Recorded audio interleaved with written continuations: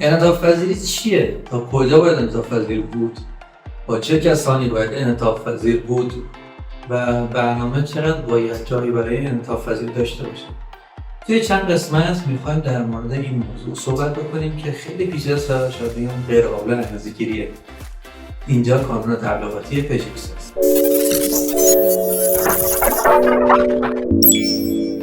سلام، پیمان علمدارزاده هستم با سری داستانک‌های استراتژی در خدمتتونم. این داستانک‌ها به شما کمک میکنن که بتونیم شرکتتون و سازمانتون رو بهتر مدیریت بکنید و توسعه بدید. خب رسیدیم به ماجرای انعطاف پذیری، یک داستانی که شاید بگم یکی از مهمترین داستان‌های زندگی هر شخصیه. چرا؟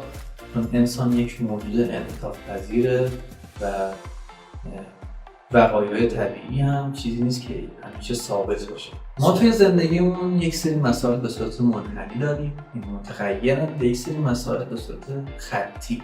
مثلا اینکه زمستان بعد از پاییز میاد یا که سه شنبه بعد از دوشنبه است، اینها مسائل خطی هستند. یعنی ابتدایی ترین چیزهای بشر و دنیا به صورت خطی هستند. پس خیلی دستمون در تصمیم گیری باز نیست. باید بپذیریم ما در طول روز با یک سری پدیده‌های خود متشابه تصادفی در ارتباطیم که اجتناب ناپذیرند. پس باید چیکار کنیم؟ باید برنامه‌ریزی ما طبق اینا به صورت تصادفی باشه، البته به صورت خیلی خوب و غیر منتظره. یعنی این غیر منتظره بودنه و این بی‌برنامگی مدیریت شده باشه. حالا میخوام بیشتر توضیح بدیم که یعنی چی. ببینید، یک شخصیت وقتی میخواد مثلا بیاد سر کار، یک کارمند وقتی که داره توی مسیر کارش میاد برنامه‌ریزی کرده که خب سر تایم برسه غالبا، ولی متاسفانه تصادف باعث میشه که یک دو ساعتش توی مکانیکی بگذرونه یا مسائل دیگری که بالاخره دیر ممکن برسه. خب ما باید این حقایق رو بپذیریم و اگر نپذیریم 100% در تصمیم گیریمون یا دچار نارضایتی میشیم از طرف مدیریت یا از طرف هم تیمی و نیروی شما، یا اینکه اون برنامه اصلا به خوبی اجرا نمیشه و چون که واقعی نیست ناامید کننده است. ببینید، طبق یک زنگوله‌ای که توی آمار خیلی معروفه، ما معمولا همه اتفاقاتمون رو میتونیم بین دو تا دسته که بدترین و بهترین هستن دسته‌بندی یا بالاترین و کمترین. مثلا در طول زندگیمون هم که حساب کنیم، ما تمام عمرمون بین به دنیا آمدن یا زندگیمون و مردنمون قرار می‌گیره و اکثر واقعیت توی اون قسمت قرار می‌گیره. پس باید یه جوری برنامه‌ریزی بکنیم که این زنگوله مبنای کاری ما باشه که بسیار در آمارمون از اون استفاده میشه، حالا توی توزیع جمعیت یا مسائل دیگه.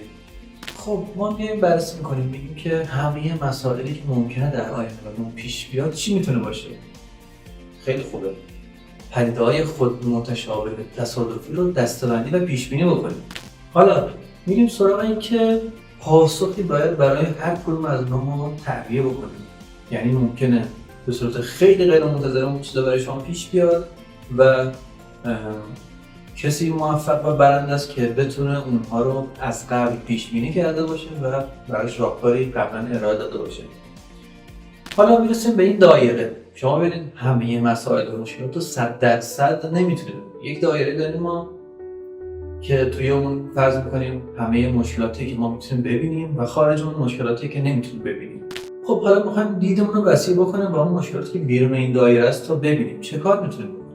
یکی از بهترین راه‌ها اینه که با همه افرادی که حدس میزنیم میتونن توی اون موارد ما کمک بکنن جلساتی بگیریم و از قبل برای اونها راهکاری تعریف. ببینید، اون شخصی که توی دل یک ماجرا و در مرکز اصلی یک مسئولیت قرار داره 100% خیلی مشکل رو بهتر از ما می‌بینه و شاید بتونه بهتر و سریعتر تصمیم گیری کنه و راهکارهای بهتری داشته باشه. این یک چیز واضحه. پس ما نباید عادت بکنیم که برنامه‌ریزی هامون رو به صورت تکی و خودمحور انجام بدیم که یک برنامه‌ریزی ممکنه خیلی با اشتباهات زیاد و ایرادات زیادی باشه. پس یک جلسه بذارید، مشکلات بهتر و بیشتری رو ببینید و برای اونها بهتر برنامه‌ریزی کنید. این یه راه. برمیگردیم به موضوع اصلی خودمون. داشتیم در مورد انعطاف پذیری صحبت می‌کردیم. گفتیم که برنامه‌های ما به صورت متغیره، پس باید متغیر به اونها پاسخ بدیم و در حین این متغیر بودنه با جلسه گرفتن با افراد متنوع میتونیم ایرادات و خطاهامون رو کمتر کنیم.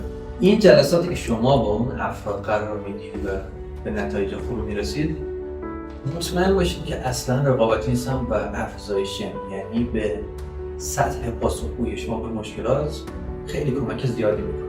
و قبل از اینکه شما به این جلسات برسید باید یک سری موارد رو انجام بدید، یک سری تمهیداتی رو براش ببینید که بتونید همچین نیروی تربیت بکنید که بتونید این مشورت خوب رو به شما بده. اون تمهیدات چیه؟ یک مقدارش در جلسه قبلی گفتم که اگر ندیدید حتما ببینید. ادامه اون رو توی این جلسه بهتون میگم که باید ما افراد رو تربیت بکنیم که یک مقداری دستشون رو باز بذاریم توی مراحلی که اصلا توی مسئولیتی که هستن تا بتونن خلاقیت در پاسخ به مشکلات رو یاد بگیرن. و اگر این کار نپذیریم و پس از هر اشتباهی دنبال مقصر اون شخص باشیم، اون شخص انقدر ممکنه در اجرا دچار ترس بشه که هیچ وقت کار خودش رو اجرا نکنه و همیشه مثل یک نیرویی که تا دشمن میبینه یک اون اول شلیک میکنه سریع فقط خبر بده که همچین مسئله پیش اومده و شاید هم بتونه پاسخ بده، ولی این کار رو نکنه.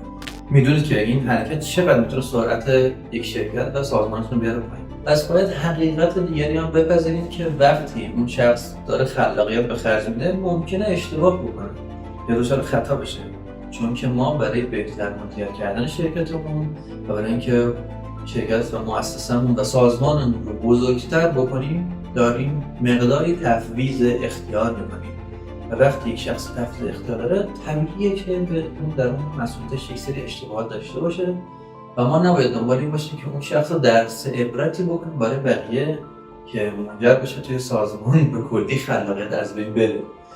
خب حالا میخوام بریم اون طرف قضیه. صحبت با مدیرای سازمان تموم شد، بریم به عنوان اینکه یک نیرویی که همچین شرایط براش ایجاد شده باید چه کار بکنیم.